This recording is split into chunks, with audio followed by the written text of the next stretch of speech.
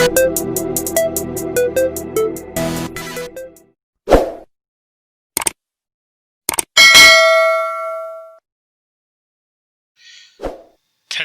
30-year-old David Walsh, is accused of murdering his landlord, 70-year-old Graham Snell, after the pensioner discovered his tenant was a piece of crap who was casually stealing money from his bank account. Courts were told the stolen money was a necessity, and it wasn't taken lightly.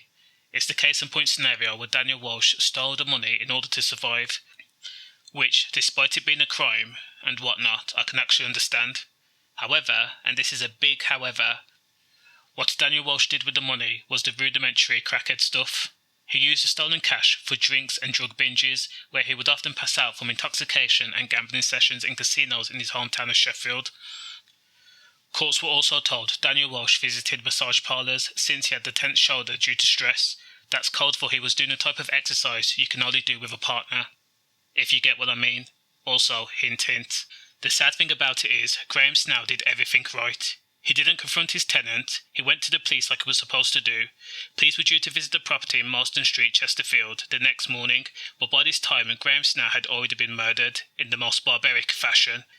Daniel Walsh had murdered Graham Snell and then took a taxi to a DIY shop, somewhere like Tool Station, Home Base or Screwfix, and purchased 2 handsaws, heavy-duty building sacks and a burning bin.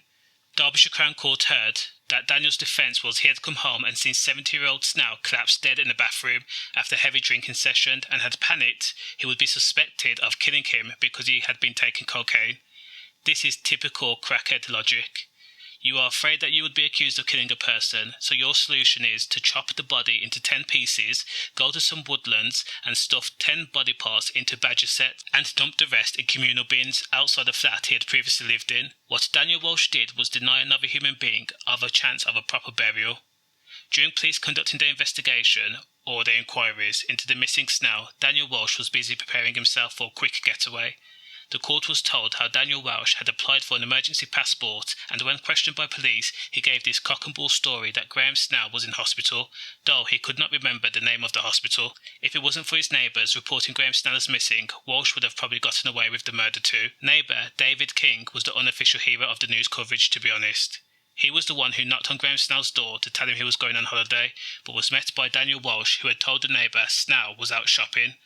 Once David King returned from his holiday, he knocked on Graham's door again, but was given the same story Daniel Walsh had told the police. Graham Snell was in hospital.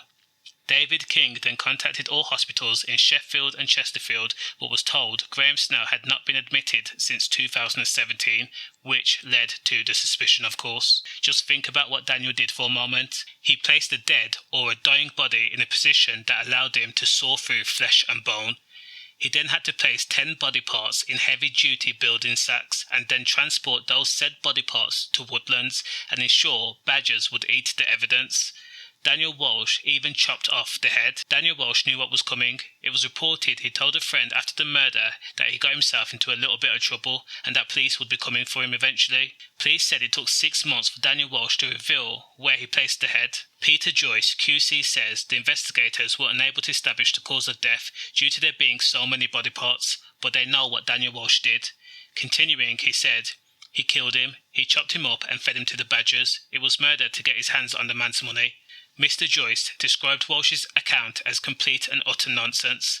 Following a 3-week trial, Daniel Walsh was found guilty on all charges. The jury took just over an hour to reach the guilty verdict. All I can say is condolences to Graham Snell's family. It's one of the worst ways to leave this world. Safe.